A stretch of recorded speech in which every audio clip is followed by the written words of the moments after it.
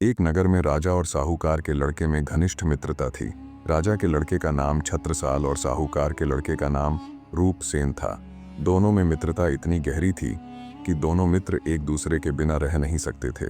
धीरे धीरे दोनों मित्र युवावस्था में पहुंच जाते हैं। समय के साथ दोनों अपने अपने काम धंधे में लिप्त हो जाते हैं। राजा का लड़का छत्रसाल अपना राजपाट संभालने लग जाता है और साहूकार का लड़का रूपसेन अपना काम संभालने लगता है। एक दिन रूपसेन को अपने मित्र की याद आती है और उससे मिलने के लिए वह अपने मित्र के घर आता है। अपने मित्र को आया देख राजा का लड़का छत्रसाल बहुत प्रसन्न होता है। बड़े ही आदर से रूपसेन का स्वागत सत्कार करता है। उसके बाद छत्रसाल ने कहा, चलो मित्र शिकार खेलने चलते हैं। दोनों मित्र घोड़ों पर सवार होकर शिकार के लिए नगर से निकल जाते हैं। चलते चलते दोनों मित्र एक दूसरे राज्य में पहुंच जाते हैं। राजा का लड़का छत्रसाल बोला, मित्र क्यों न थोड़ा रुक कर आराम किया जाए। दोनों मित्र ने अपने घोड़ों को पेड़ से बांधा और पेड़ छांव में आराम करने लग गए। तभी अचानक रूपसेन की नज़र एक पनिहारिन पर पड़ी जो कुएं से पानी निकाल रही थी। उस पानी भरने वाली का नाम मदन सेना था, जो अपनी सखियों के साथ कुएं पर आई थी। मदन सेना इतनी सुंदर थी कि उसकी सुंदरता के आगे अप्सराओं की सुंदरता फीकी पड़ जाए।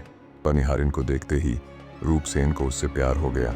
मदन सेना ने भी रूपसेन को देखा, लेकिन अपनी सखियों के साथ होने के कारण कुछ बोल ना सकी। चुपचाप पानी लेकर निकल गई। दोनों मित्र अपने नगर वापस आ जाते हैं। घर लौटकर रूपसेन सारी रात मदन सेना के लिए बेचैन रहने लगा। करवटें बदल बदल कर सारी रात कटी। अगले दिन सुबह होते ही रूपसेन मदन सेना के नगर जा पहुंचा। मदन सेना कुएं पर अकेली बैठी थी। रूपसेन थोड़ा झिझकते हुए मदन सेना के पास गया और जाकर मदन सेना से कहा, रात भर तुम्हारे बारे में सोच सोच कर नींद भी नहीं आई।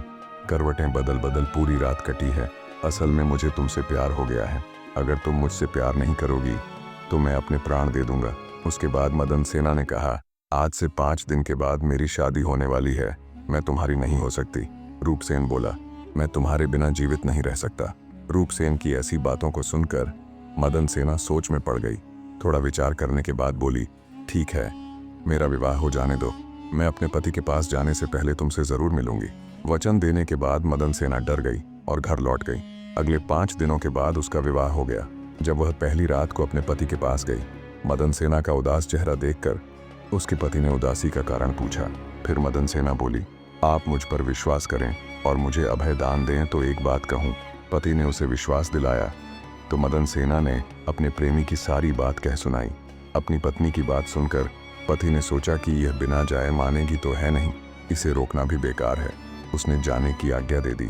मदन सेना ने दुल्हन का जोड़ा पहना, गहने पहने और 16 श्रृंगार करके घर से चल देती है। अंधेरी रात में मदन सेना रास्ते में अकेली जा रही थी। उसे रास्ते में एक चोरों की टोली मिली।